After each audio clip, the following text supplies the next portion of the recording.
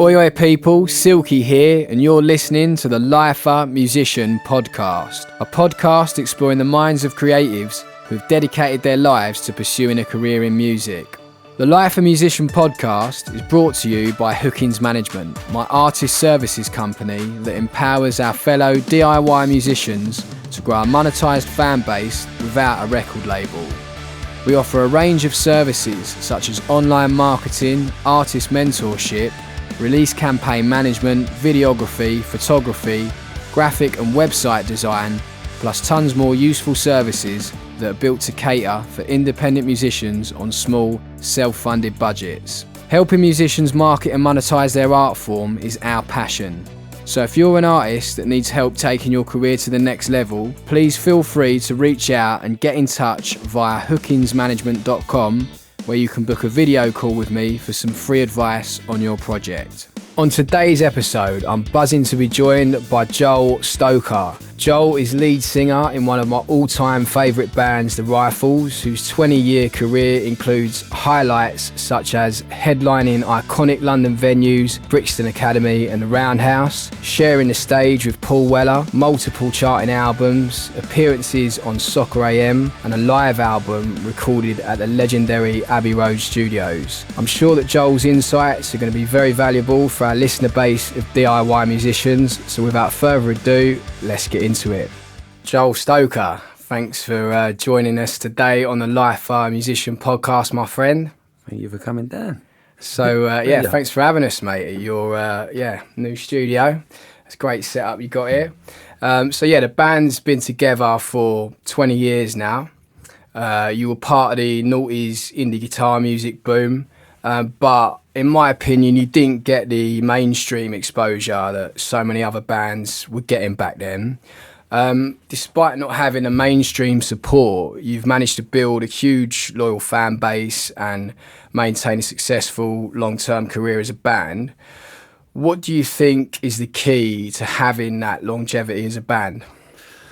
Well, definitely the fan base is been a huge part for the band. And I guess, I mean, nowadays I'm not sure how it works, but we had to go and do all the gigs, you know what I mean, all the little circuits, and in doing so, you build up a sort of a fan base, do you know what I mean? Yeah. Where everything now is sort of so internet led, and I think that's been massive for us that we actually went that route, because we've built up a really sort of loyal fan base, and we've been able to, without the fan base, there's no way you could continue to play for the amount of time we've played for. Yeah. And did a lot of that come from just, like you say, grafting it on the road? So there was like a Paul Weller support tour, wasn't there? Yeah, we've been really lucky with certain supports we've had. But we played a lot as well, do you know what I mean? We've played a sort of every town. We're like when we was younger, I don't know if I've got it in me now to be able to go and do that sort of thing. But we've been very lucky with some of the people who have sort of asked us to support and helped us out. And we've just built a solid fan base, really. That's sort of, and we try always to like sort of meet up with them after the gigs, talk and all that. And I think that goes a very long way. Do you know what I mean? Because it shows the appreciation. Do you know what I mean? We we don't think we're rock stars or nothing like that. So we're really appreciative. Yeah, I mean, I used to come and watch the band all the time, like growing up, and then was lucky enough to support you guys in my old band, States of Emotion.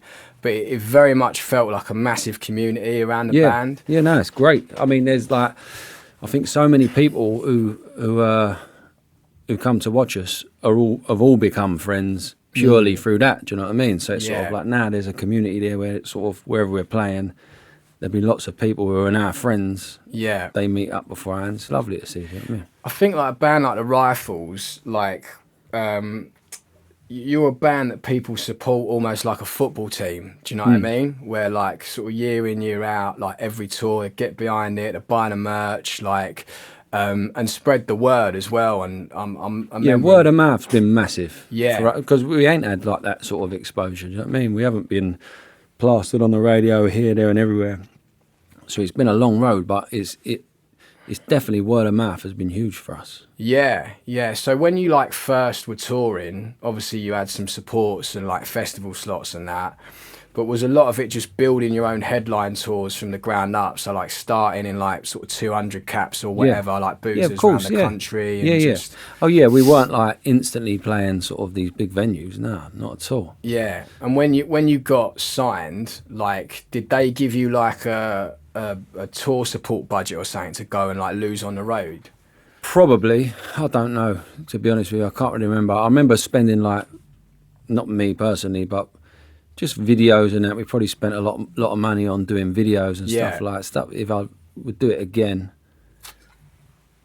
probably wouldn't sort of do loads of money on stuff like that. Do you know what I mean? 'Cause but saying that, at the same time, you had like MTV2 and things like that, where people were actually watching new music videos. So I'm coming from a different angle now, really, because they're a little bit more irrelevant, aren't they? Definitely, yeah. I think that sort of music videos have become a lot more like stripped back and lo-fi, haven't they? Do you know what I mean? Like, in fact, I first discovered you, I think it was Peace and Quiet was on MTV2. There was like a late night like alternative guitar music thing. It used to be called like something like 190 Minutes or something. It was on after, what was the Zane Lowe one? Gonzo. And it was just like, just like all the new kind of alternative guitar music videos. And Brick, the guitar player in States of Emotion, he used to record it because it was on double 8, and we used to watch it or whatever. And he's like, "You got to hear this tune," like, and it was the Peace and Quiet video. So that's how I first come to know ya. Can't watch that video, man. Really? Oh. Why? My kids were laughing at it the other day. See the haircuts. It's the haircut. It's a bit of everything. The jeans are quite baggy. Do you know what I mean? Which is nothing. At the time, I'm sure they weren't baggy, but now it's great though. It's so pure and authentic. Do you know what I mean? Like, because the funny thing was that we done a lot of that down Walthamstow Market. Yeah.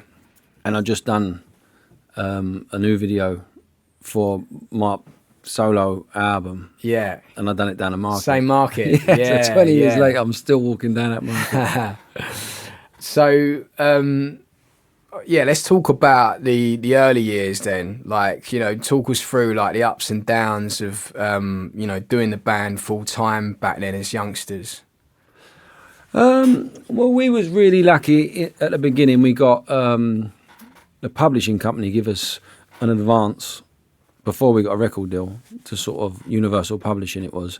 So did you have a manager that was able to get that publishing deal for you? Yeah, so our manager basically was sort of a friend who wanted to help out, do you know what I mean, at the time. Yeah, and then is this the same manager you got now? Yeah, so he's ended up sort of, that's his life now. He's incredible. And he's managed lots of really good artists and that. But initially, it was sort of like your pal sort of helping out, do you know what I mean? Yeah. I can't remember how abouts we got the offer to so basically they give us like, it wasn't lots of money, but it was money so we could sort of stop working for a little while and just concentrate and sort of get an album done. Do you know what I mean? Yeah.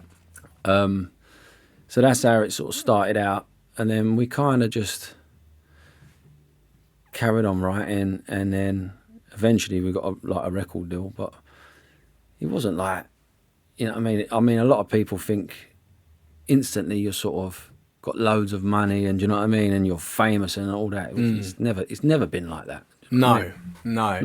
Well, so my friend Mitch from the band The Milk was on the last episode, and they got signed around the same time as when yous did, and Sony give them like 100 grand advance. Yeah, we didn't get nothing like that. Right, well even that though, right? So it's a substantial amount of money, of course, and they got 50 grand as well to go and lose on the road doing tour supports. But they had to kind of make that stretch for like 3 years, do you know what I mean, between 4 of them. So when you actually break it down into salaries and that, like... Yeah, it sounds like a lot, but it ain't a lot, really. Yeah, and I think that's what artists need to consider, like that amount of money up front, and the name Sony, obviously, like it holds a lot of magnitude in this industry. I mean, we ended up, I think the Sony, it was part of Sony, but they wanted it to look like it was on an indie label or whatever. Yeah. I think it was Red Ink was the name of the label that signed us, but it was part of Sony. Yeah. And I think they wanted it to make it look like it was a a complete unknown sort of indie label. Yeah. So I come up with a name, Right Hook Recordings. Mm-hmm. So, which I really liked. Because I'm into boxing and this, and I thought it was a good name anyway. And that's the name of this studio, isn't it? Right. Yeah, so like, but I always said like, I'm going to do something with that name, man. I know that's a good name. Yeah, wicked. Yeah, so yeah, now the studio's called Right Hook Recordings. Awesome, mate. So you got a deal then. So you got your publishing deal first, and that helps like finance you guys not having to work like your day jobs anymore, so you could focus on the music. Then you get a record deal, which is a bit more advanced money, which helps kind of like stretch out that process. Mm-hmm. So like, can you remember how many years you were just doing the rifles full time?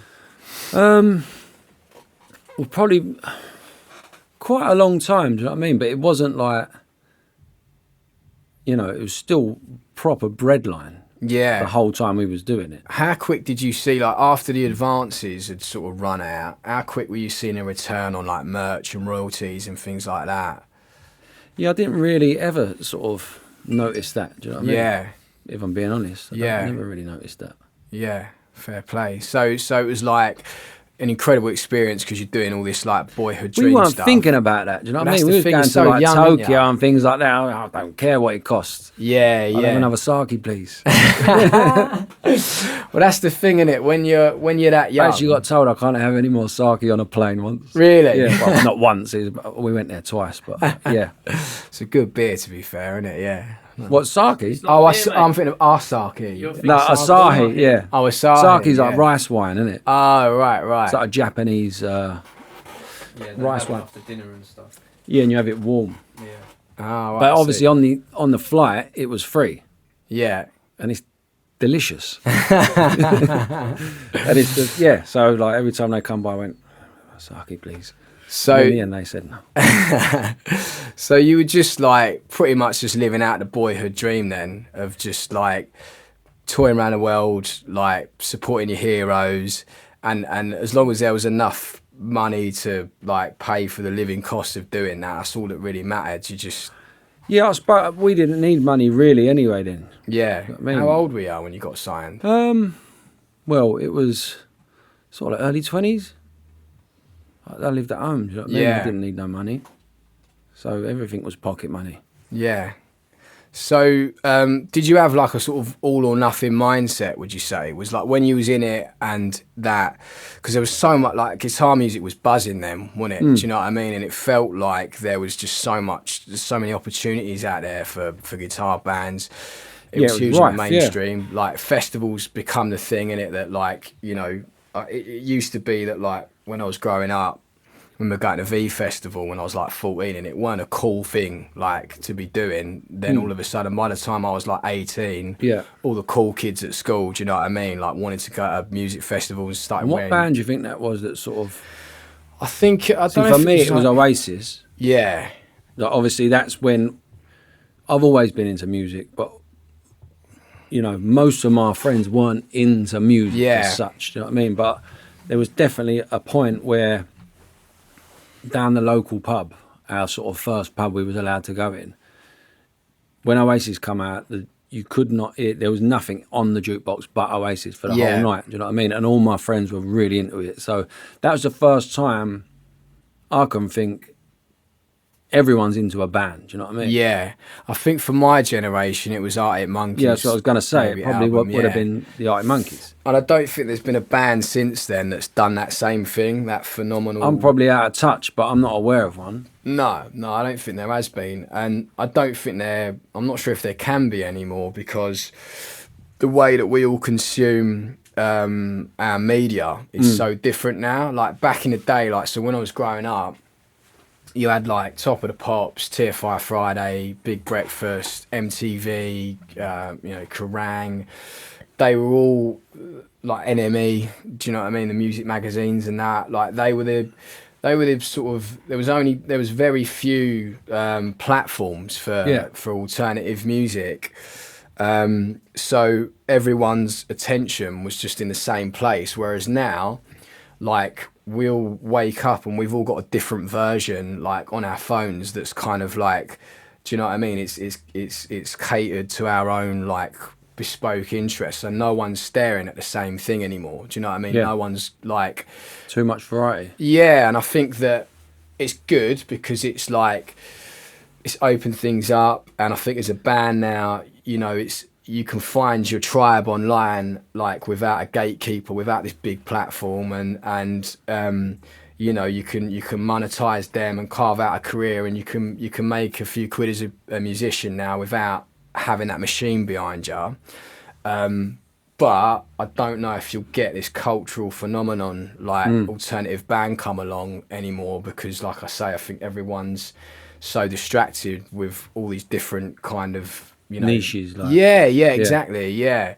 But no, it was definitely Arctic Monkeys for my generation. But prior to Arctic Monkeys, it was starting to turn with like Killers, Kings of Leon, those bands, Strokes, obviously, Libertines. Yeah, the Strokes prior to the Arctic Monkeys were probably the biggest thing, weren't they? Yeah, and they were sort of the catalyst really for bands. Converse must, like, I mean, they owe them a lot of money, surely. Yeah, yeah, man. Everyone wore Converse. That was once it, the wasn't Strokes it? come out. Yeah, but then also you had like, so you had that, like the indie thing was massive, but emo as well, and pop punk, you know, like My Chemical Romance, Blink-182 were massive. Green Day sort of went, that they turned into like the pop punk version of U2 and become like a stadium band. Like, so yeah, it was just buzzing then, and I think that it's just not been in the mainstream for a long time. There's still bands that get played on Radio 1, like your Foo Fighters, Royal Blood, Sam Fender, etc. But he's good. He's wicked, Sam Fender. Yeah, really good. I saw him at Alexandra Palace a couple of years back, and yeah, he fucking blew my socks off. So, but yeah, I don't know if we'll get that. Well, I'm sure at some point it's got to happen again, but I can't see how it's going to happen again. Yeah. But you're right. There's too much. Not that I mean, too much variety sounds like that shouldn't be a problem. Do you know what I mean? But it's a weird. I mean, there's just like sort of pluses and minuses, isn't there, for it? Yeah. It's very easy to get your songs out, but then everything gets watered down. It's a bit oversaturated. Yeah. I think that so. What I was going to say about like you guys back then, because obviously you did have bands like the Strokes, Arctic Monkeys, Libertines, Killers, Kings of Leon, all these bands, indie guitar music just blowing up.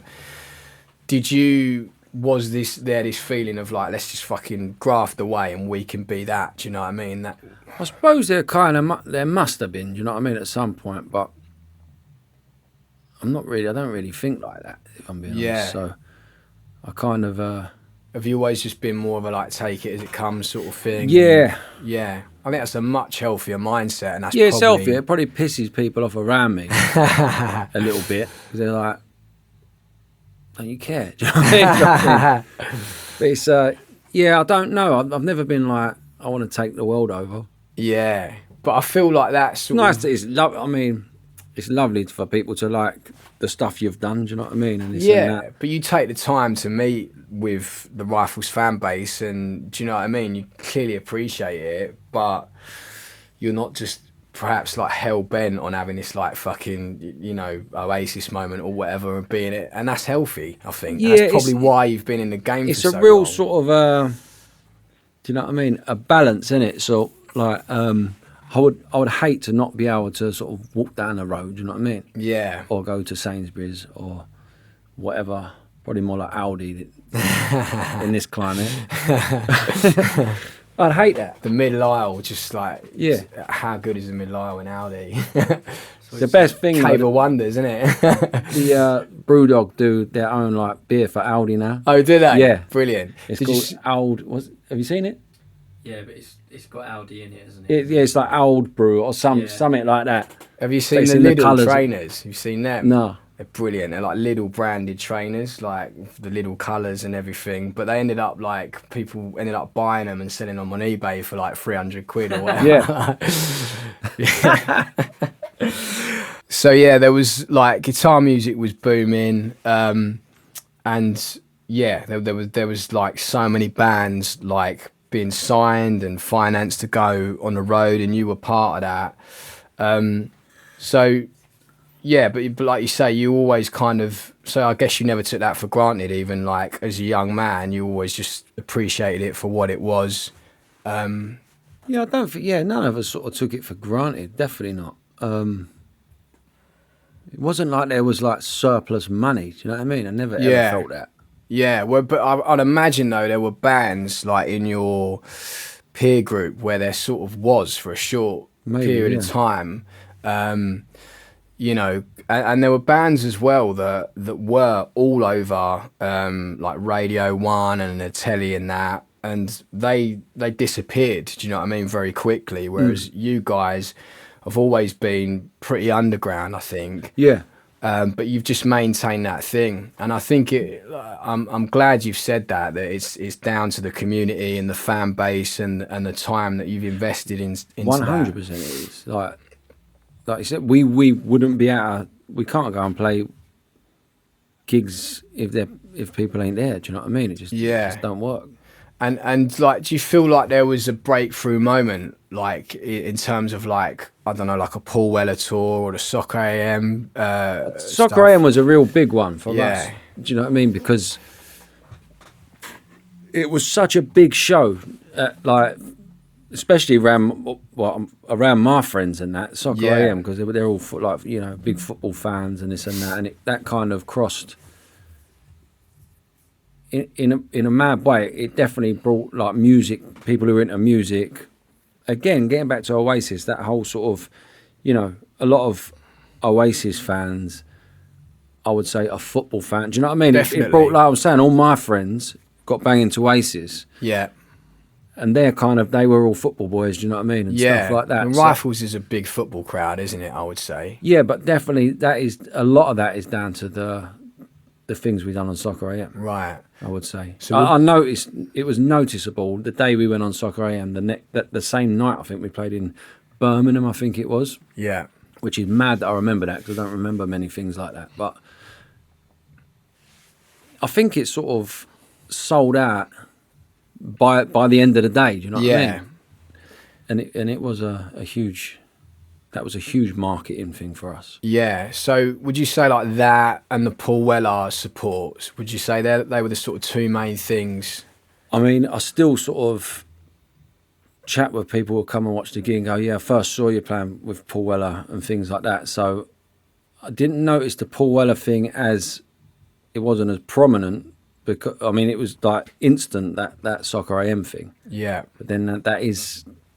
I don't know how many people, like viewers they had at the time. It would have been huge, wouldn't it? Then? Yeah. But without a doubt, we've definitely gained fans from playing with Paul Weller. Yeah. Wicked, man. So, was there any other like big support tours that you can remember doing around that time? We supported Madness. They done like these forest. Oh yeah. Gigs. So they was all in like Sherwood Forest. What? And you did a run of dates with Madness? Yeah, we done a few of them. And we weren't prepared at all, do you know what I mean? This was early doors. And I remember me and my dad drove there. It was in Sherwood Forest. The rest of the boys were so, we'll meet you there. So me and my dad got there. You can't get no service. They ain't there. We were about 5 minutes before we got to go on this. Then they literally pulled up. One of Grant's pals drove them in this, I can't even remember what the car was. It was like an Allegro or something. Yeah. Something like that. Just about like made it there, and you know, this is the first time we played with them. I thought, this is just not a good look. Anyway, we played, and then we didn't have Rob broke a bass string, which is very rare, isn't it, for a bass player to break a string? Yeah. Do you know what? With no spare or nothing. So Bonsai, the bass player in my band, we've been playing music together for 20 years. I'm probably going to fucking jinx it now, but touch wood, he's never broke a bass string on stage in 20 years. So that is no one breaks bass strings. So rare, yeah. That's the only time he's broke a bass string. It is the only time. And I suppose he didn't have a spare bass or anything with him. Nothing. He just run off. Wing it. No, and then I said, well, I had a song. I think it was She's the Only One. Yeah. Which I don't even know if we had the album out. But I had the song. I don't even think I had a tuner. So I started playing the song. And I got about 10 seconds in, I thought, my guitar's so out of tune. But no one else was playing. I just thought I'd got like fill the gap. Do you know what I mean? Why he comes and sorts that out. Yeah, it was horrific. So did he manage to find a bass? He got something? a bass, yeah, he got it, yeah. It was, Oh yeah, so Madness would have been a huge one then, like doing a few dates with them. So Yeah, was the that Weller would be- thing after that? Were you Yeah, a bit yeah, the more Weller like thing. professional and established at yeah, that we point? had tuners, the lot. Man. We had a spare All the mod bass. cons. Yeah, we was real high end by that point. Who else? I'm trying. I mean, probably my most fondest memory of doing the touring and that was our first ever tour we done with Milburn, Oh yeah. who were like, they're from Sheffield, was and the gonna Ike say, they're on Monkeys that were scene kicking with off. Ike Monkeys, so weren't they? they were good pals. I think Ike Monkeys actually started a band up because Milburn, Right. who were their mates, had a band and they was kind of doing all right, and obviously they went on, done a little bit better. But we was really good friends. Well, we still are really, really good friends Wicked. with them. But that was a good time. Was that like a co-headline tour Yeah. you did with them? Yeah, Wicked. and it was a bit weird the first time because we were like, "Whose gig is this then?" Do you know what I mean? Yeah. And I think we ended up headlining most of them, but obviously they're from Sheffield, so when we played Sheffield, you got headline this because that would be horrible for us. Yeah. But yeah, we and then we ended up going to sort of Japan with them and all that. Do you know what I mean? We sort of spent a lot of time with them boys in it. So were Love you 'em. were you just playing like week in, week out for like? We'd not week in, week out. We'd sort of have little tours and stuff. I think the longest tour we sort of done was about 3 months. Okay. So that was over here and then in Europe on like a bus, and it's the only time I've ever done it on a bus, and it's the last time I'm ever doing it on a Fucking bus. zoo, wasn't it? Oh, man. You know, and you sort of like the first day, everyone goes, "Oh, this is man, we've got a PlayStation." Do you know what I mean? And Yeah. like, in a room like half the size of this. Yeah. I think this is brilliant. And like day 2, it's like it fucking stinks in here, man. You know what I mean? It's like it was just horrible. I bet you can't get any sleep or anything. Well, that's can the ya? thing. I'm sort of like, I'm a light sleeper, and I go out like a light. But every time he went over a bump, because obviously they drive through the night, don't they? Yeah. So like when you're supposed to be sleeping, every time he went over a bump, I was like, "Fuck, he's gonna crash." Do you know? Because do you know what I mean? Yeah. That's just me. But so I just didn't sleep. And after you don't sleep for 5 days, you're just like a wreck, aren't you? Yeah, of course, mate. Yeah. And was you all smashing a beer in that at the time? Yeah, and probably. living the Yeah, life a bit, nothing yeah. mad, but like no sleep, and it's like I want to go home. I nearly went home. Really? Yeah. Because you said to me a few times in the past how you're not actually big into the touring lifestyle, are you? Not really. No, I'm a homebody, so I yeah, like 2 days is about my limit. Was it like that before you had a family? Obviously, it would have intensified like once you've got like kids and stuff. But Yeah. was it always a bit like that? Yeah, You it like was. the I mean, I've travelling? always been like that. Obviously, it's much worse. I mean, sometimes nowadays, it's like, this is quite nice, actually. a little break, just Yeah. recalibrate. But I'm sort of. It's an art. But the thing is, I never look forward to going on tour or whatever. But obviously, at the end of the gig, you're always sort of like really happy you've done it. Do you know what I mean? But I'll never sort of go, "Oh, I can't wait to do this gig." Yeah. It's a Yeah, weird. I know what you mean though. It is a weird thing, gig day, isn't it? Like, I don't know if it's a nerve thing or because I Yeah. don't feel like I get nervous, but I don't look forward to doing it. yeah, it's a strange one, that, isn't it? Because when I come off stage, I'm like, it's like I've come to life. I'm brilliant, adrenalised. yeah. I chat away to people and that. But on the day of a gig, I don't really want to chat to anyone. Do you know what I mean? Yeah. I go very inward. Like, I don't know whether it's almost like some subconscious thing where you know you're about to perform You've got or to whatever. do something. Yeah. So And I've always said this, I'd love to play a gig at like 10 o'clock in the morning. So just get up, have some breakfast. yeah, just walk do around the like a gig. champion for the rest of the day. Yeah, like, no, I'm like, wow, that was great. Do you know what I mean? Because I wouldn't spend the whole day thinking about it.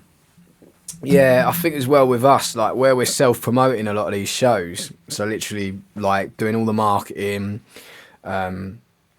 hiring the venue and all the rest of it, like there's so much to think about. Do you know what I mean? So yeah, they're often quite stressful days because like we're the promoter and the artist as So you're well. not just turning up and playing a gig, are you? Yeah, but in a way, do you know, that's also better because the thing that I really hate about it, which we don't really get to do anymore because of those reasons. Yeah, it's just the sitting Ollie, about, that is the main thing I hate about touring. Yeah. I cannot just sit there all day waiting till the evening. Yeah, just sat in the van for hours, sat in the back room for hours. It drives me mad. Yeah. And it makes you feel lethargic, I think, just sitting around, do you know what I mean? I get up every morning, well, most mornings about, I don't know, 5:30. I go for a run. Yeah. Do you know what I mean? I have to, I'm an early bird and I have to, like, and then do something. Like my wife said to me the other day, she's like, you never just sit there and watch the telly in the morning or anything like that. And I don't. Yeah. But I sat up, she said it because I sat there, was a fight on Saturday night. I think it's the first time in ages I've actually sat there for like an hour and just sort of, in the daytime, in the evenings you might. Yeah. And just watch the telly because I like to get up and just do stuff. But I just find I'm just sitting about like all day. Do you know what? It's interesting because I think creative people, musicians, we are doers, aren't we? Do you know what I mean? We've always got some project or something running, like, and that's why, like, so many of us probably struggle with like the gig day and the touring lifestyle because you're sort of forced to do nothing. I guess that's why, like, so my mate Rish, he stage manages for Gorillaz and Blur, and he was saying that like Damon Albarn pretty much brought a studio on the road to Gorillaz American tours. He just has to keep working. Yeah, do you know what I mean? You can't, you know. So totally get it. So yeah, it's interesting that, and I've never really thought of it like that. It sort of forces you out of your natural kind of mode of being, doesn't it? Like, I'd rather go work all day, but obviously geographically you can't do that unless someone wants to give me a job in Glasgow for the day. You know what I mean? It don't work. You're going to have some Rifles fans in Glasgow now just looking up your next Glasgow show. Mate, come and sort me patio out with you. I will. Well, I'll have to look at it first, but... So the Rifles have a long-term manager, booking agent, label and publisher. How integral... a few labels, but yeah. Yeah. So it's cooking vinyl now, isn't it? Yeah. They've been for the last few albums. Yeah. So how integral has that been for your success, having that team in place? I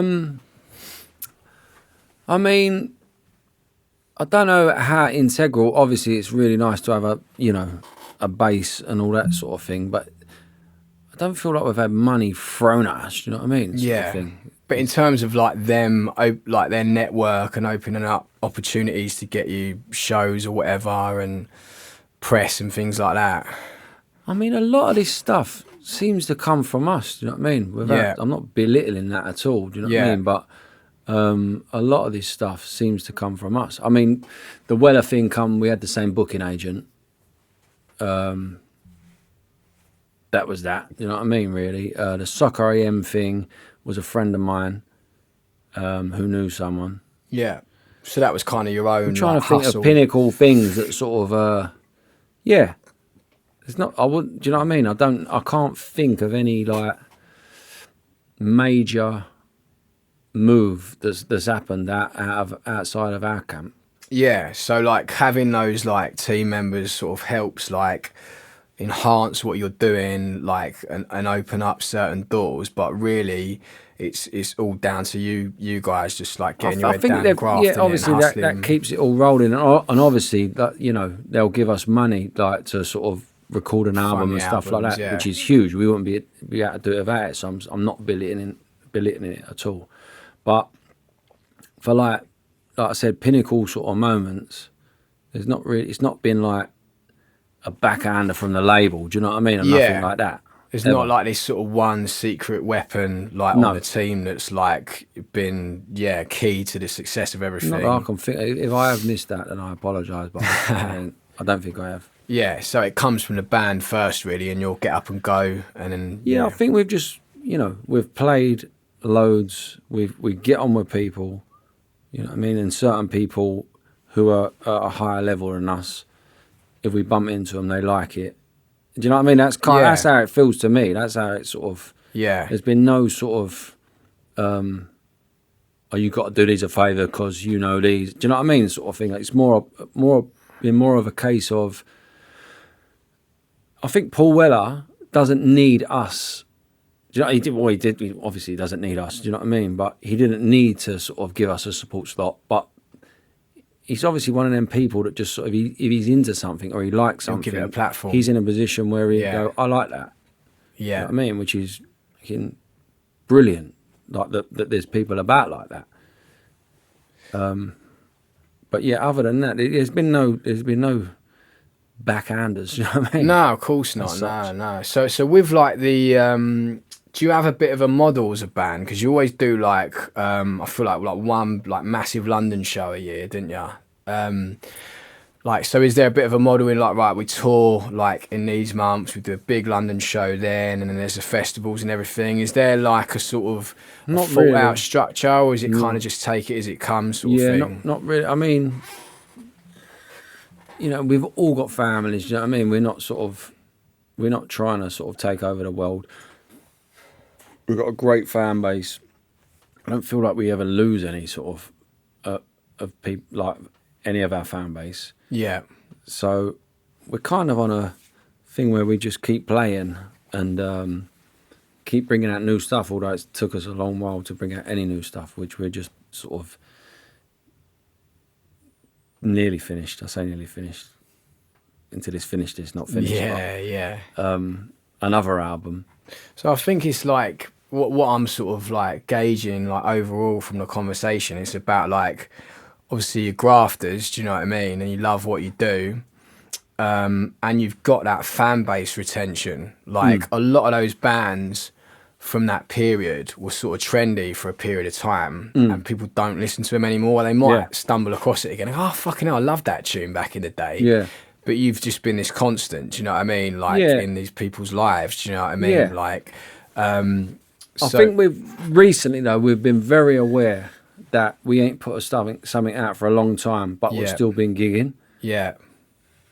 And I think it was definitely a thing where we're like, I don't want to feel like I'm taking a piss now. Yeah. You know what I mean? I'm just playing the same song or the same set of songs all the time.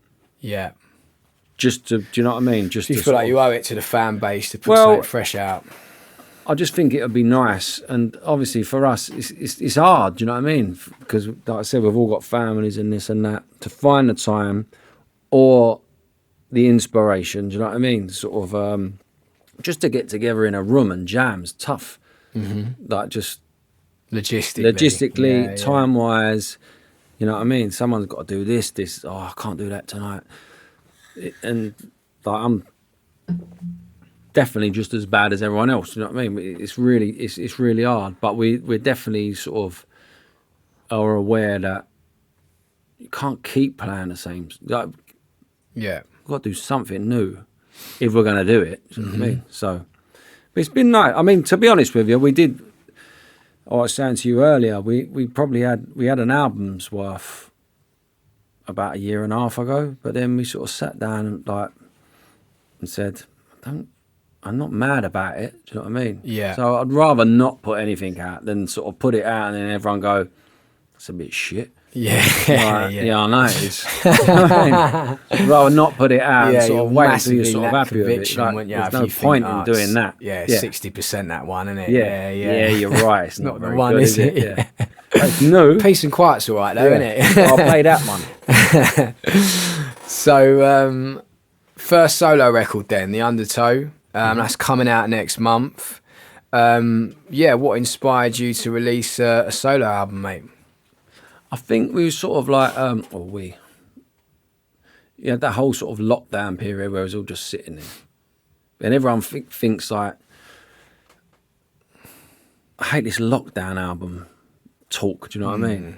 But basically what happened, I had a couple of songs, all sort of same subject matter. I'd say about, 4 or 5 songs. They weren't really right for the band. There was more. It's a much more personal sort of thing. Yeah, because My Own War is very personal, isn't it? They all are. The whole album's the same. You know, about the same thing. And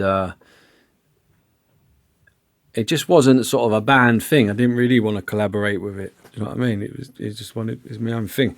Because it felt so personal. Yeah, it's all personal. Yeah, Yeah. so it's I say it's all, but it's all about the same subject, and that's personal to me. And sometimes it's hard at it being in a band because you've got a vision. But you must get this. You got a vision, and everyone's got a vision. Do you know what I mean? Yeah. And I think my vision's maybe better. Someone else has got. Do you know what I mean? And I just find it, which is fine. Do you know what I mean? And you end up sort of getting in there and sort of working it out, and not like often it always comes out, and that becomes the band sound. Do you know what I mean? Sort of thing, which is cool. But I think this, because it was such a more about sort of what's going on in my head. I didn't really want to sort of collaborate. Yeah. So it just felt more like lyrically, I suppose, more than anything, like really personal. Like compared to, well, I mean, there's some very like deep Rifles lyrics, aren't there? But if they're kind of dressed up in sort of upbeat songs, you know what I mean? But I like the Smiths, and I would say the Smiths is exactly the same, really. Madness and the Specials. Madness, you know what I mean? All dark them lyrical themes, isn't they? Yeah. But Sept. So like that's happy. that's not nothing new. I'm not saying that. Do you know what I mean? It's I like upbeat tunes. Motown's perfect example. Yeah. They're all about heartbreak and this and that. Fucking old Trojan. You can dance Scar your and arse reggae. off to them. Do you know what I mean? Yeah. Well, I can't dance, but That makes two of us. Dad dancing me way at the top, me and my new band. Steph was watching a video of us the other day from this festival. She was like, "Oh fucking hell, look at the dad dancing." I was like, "From you lot, it's disgraceful, isn't it?" So definitely, is it fair to say then it's like the most personal like record that you've written? Yeah, I mean, I get involved with all the lyrics I'm writing, but sometimes, this is definitely about a theme. Do you know what I mean? It's all about what happened was I sort of had a bunch of like these 5 songs or however many there were, all about the same thing. It wasn't right for the band, and I just thought, well, if I write a couple more, there's an album. Do you know what I mean? And that's what sort of triggered it in my brain. Like, do you mind me asking what the theme is? The theme's kind of all about anxiety and sort of probably depression, and I definitely don't want to like be that. It seems very rife and niche to talk about, like, or bands or whatever, sure, or anyone being into that, and it's fine. I'm not sort of, it's not definitely not a poor me thing at all. But anxiety it's all about that. Do you know what I mean? Yeah, really? And sort of just dealing with it. Yeah, so it was like a bit of a therapy record for you. Kind of. Yeah, I didn't really. I guess kind of. You don't really know when you're doing it though. Like, no, I didn't know. Wasn't planning to write an album. That's yeah. what I'm saying. I had about 5 or 6 songs, and it was kind of like all about that. Yeah.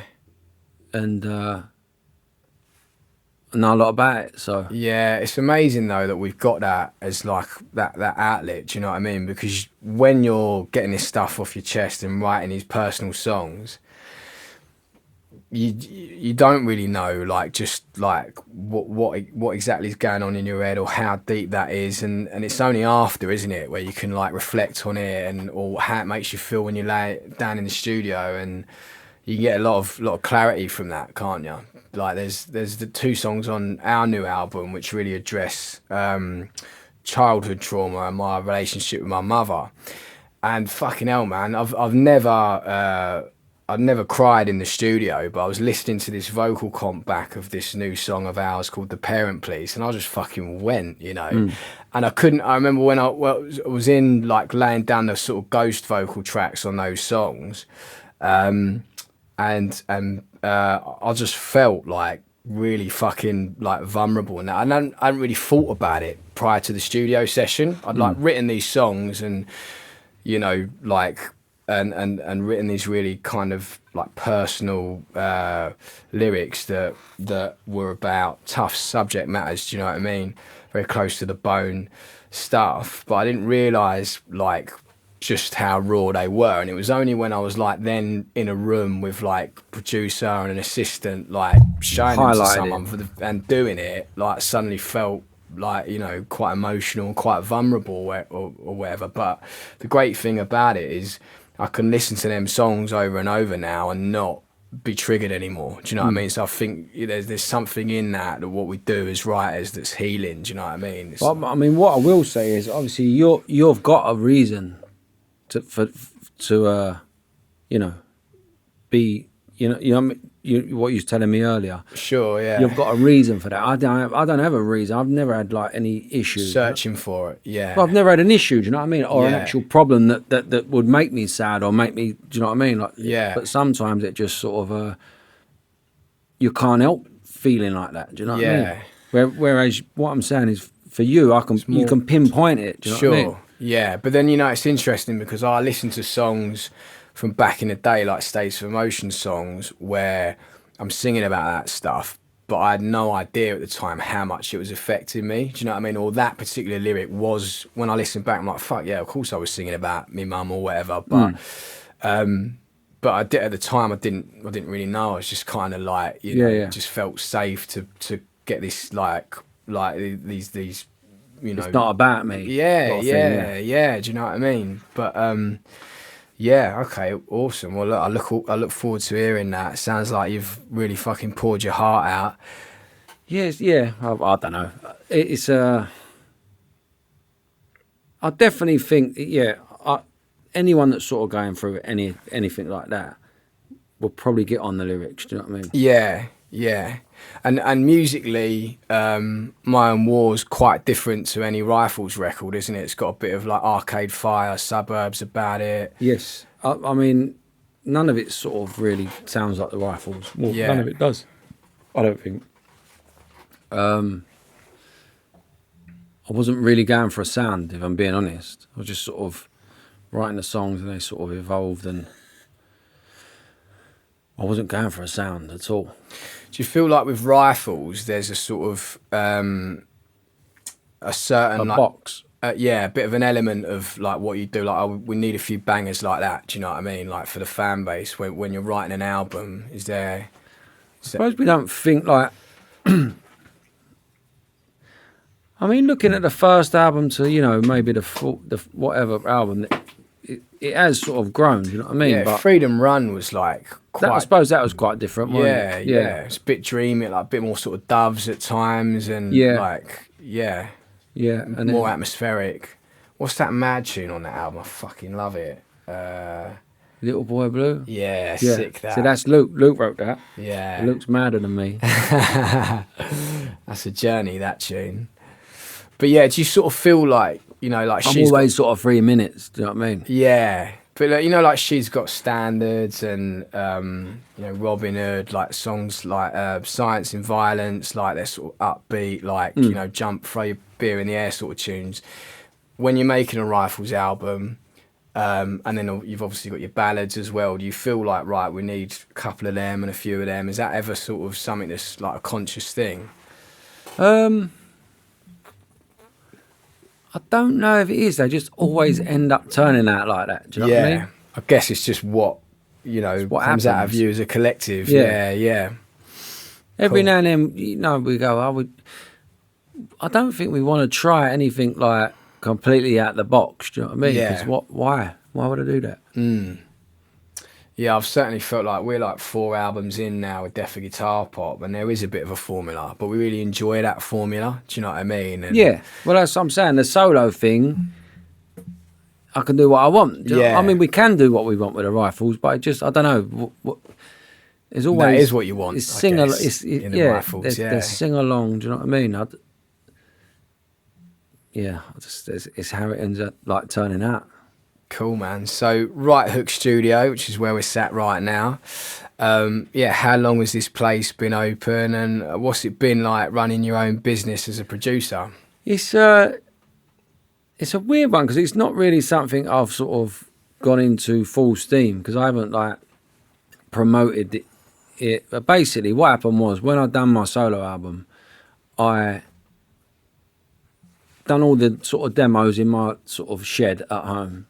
I say shed, like it's not like my granddad's shed. It's like a cabin, but no bigger than this. Like, done all the drums on the computer, and sort of wrote the songs, demos, and all that. And then I sent them to one of my best pals, his dad, who's an unbelievable drummer, Brendan O'Neill.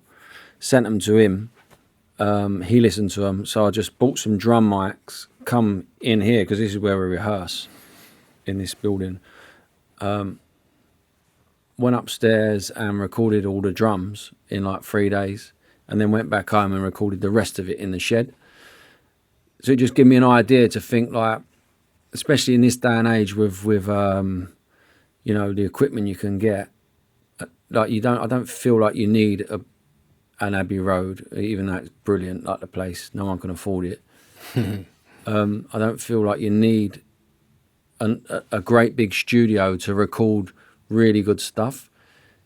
But one of the big things is drums are really hard to record, and you ain't just going to put a mic in front of your drum kit in your front room and get a good sound. You're not.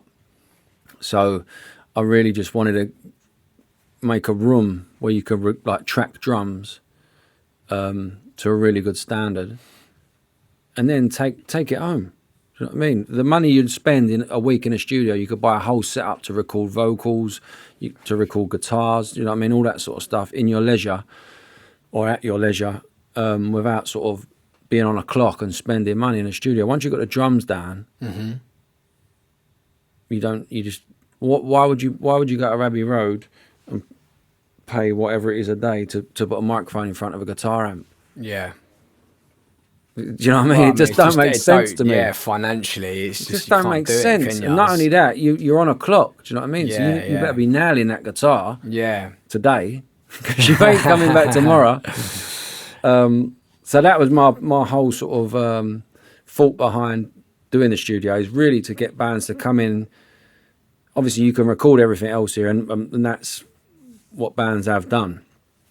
But once you've got the drums down, and they're a good recording of the drums, you're kind of set. So it's almost like the model of it is like a pre-production studio, sort of. Yeah, because obviously it is the drums that end up on like the records or whatever. I understand that.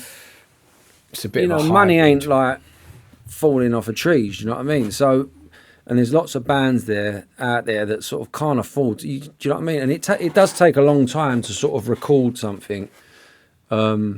Unless you're completely really well rehearsed and know exactly how you want that song to go. Yeah.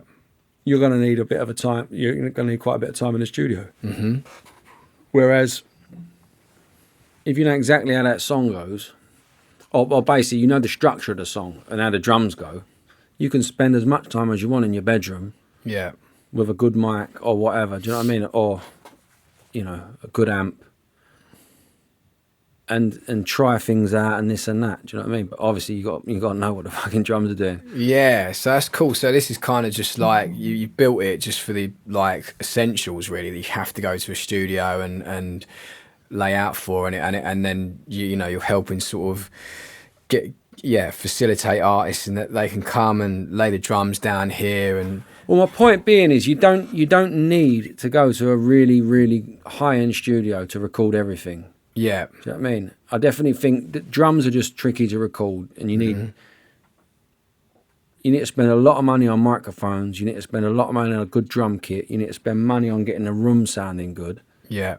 Which is not feasible for people to do that at home. Do you know what I mean? Everything else you can do at home. Yeah. Yeah. Definitely. Awesome. Like 100%. Just but you need again, you get what you sort of pay for with regards with mics and stuff like that. But like I said, a week in Abbey Road would give you a unbelievable setup at home.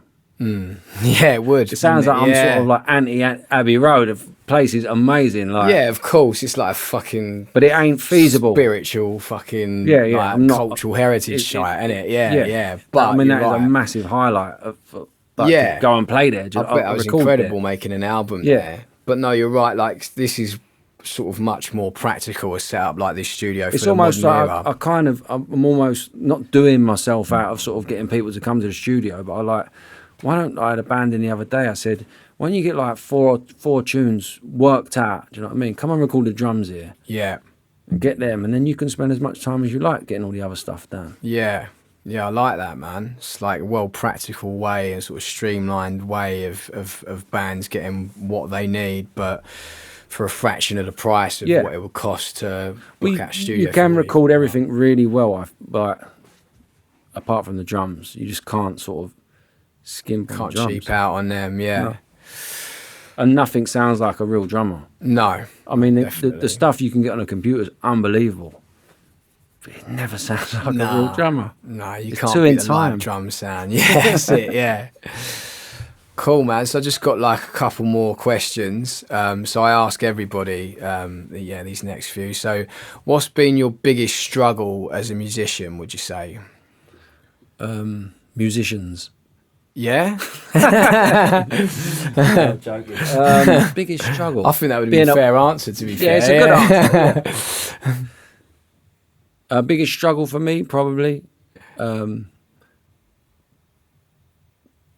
Musicians. What, in what way? Like fucking... Stuck up entitled musician. No, probably the most thing I look forward to the least is being away from home for a long period of time. Yeah. Yeah, I mean, that's fucking... So sitting about all day. That's it. Yeah. Sitting about all day. Those two things, being away from your family and sitting about all day waiting to play a show. So what's been the highlight of your music career? The highlight, it's probably got to be. I mean, there's a few like really unbelievable things that have happened, but I mean, there's a couple. Like when Paul Weller asked us to, we asked him if he would come and play a song with us, and he agreed to. And he said, "What songs do you want to play?" And we were like, "Got to do a jam tune." You did Eating Rifles, wasn't it? Yeah. Yeah. But he hasn't played jam songs for about 20 years. Yeah. So we thought, is that taking a piss? If we ask him, I'm sure he would have just said, no, I ain't doing that. Yeah. But he agreed to it. So he come down to the rehearsal room. Wow. Was you nervous when he come down? A little bit, obviously. Yeah. But he sat there and he started playing it. Obviously, he ain't played it for a while. I knew all the chords. Well, I've had to. That's right. Like I went to him, he was playing one. He goes, "What was that?" I went, "Yeah, it's this." It's like, do you know what I mean? Showed him the chords. I'm teaching Paul Rifles. Yeah, not teaching him, refreshing him. I wasn't teaching him how to play. And then him coming on at the forum and playing that was like, that's got to be up there. Yeah, I've seen the video of that one. It went off, didn't it? Yeah. And didn't he do one of yours as well? Yeah. Was that She's the Only One? Or? Yeah. I think he played the keyboard on it. Fucking hell, it's awesome, mate. The only thing which was really weird doing that when we played Eating Rifles. So obviously I'm here and he's over there, and I'm playing. And as soon as he come on, like every head was just like that. So I was looking at like 2,000 people's ears, just all looking at him, which is fair enough. But it was strange because it was like. Oh, that's incredible, mate. So was that after you toured with him? Yeah, it must have been. Yeah, wicked. Cool. So just like one more question then, Joel. What advice would you give an aspiring musician that's just getting started on their journey? Oh, I'm probably so out of touch. Do you know what I mean with what you would do nowadays? Obviously, I would have said, get out and play. Do you know what I mean? Go out and gig. I'm sure that's still relevant. So important, I think. Yeah. I just think it is so important. I mean, personally, I wouldn't be throwing stuff on the internet the second you got a song you think it sounds okay. Do you know what I mean? Yeah, I agree, actually. Because you never know, it could go viral for being terrible or something, and then your fucking career's over before it started. Might go viral and you've got no other songs, well, that's and everyone's forgot about you next week. Yeah. You know what I mean? I would sort of like, just shut your mouth for a little while. Work on what's good about what you're doing. Yeah. Go and play it. Do you know what I mean? I think, sound like an old man, but it's everyone seems to like do a song and just go, I've got to put it up on the internet and then see how many hits it gets and all that. Mm. You're not really learning how to go and play, are you? No, Doing that. mate. No, I mean, for me, It depends what you want out of it. If you want instant sort of hits or whatever, then I have no idea. You're asking the wrong person. But if you want to sort of have a career as a performer, yeah, as a performer, you need to go and play. Yeah, I completely agree. I mean, I would say that like with States of Emotion, we formed that band when I was 15 and split up when I was 29, and for the first half of that we were shit, but we were playing like fucking like nearly every night of the week, and if we weren't gigging, we were rehearsing, you know what I mean, till silly o'clock in the morning.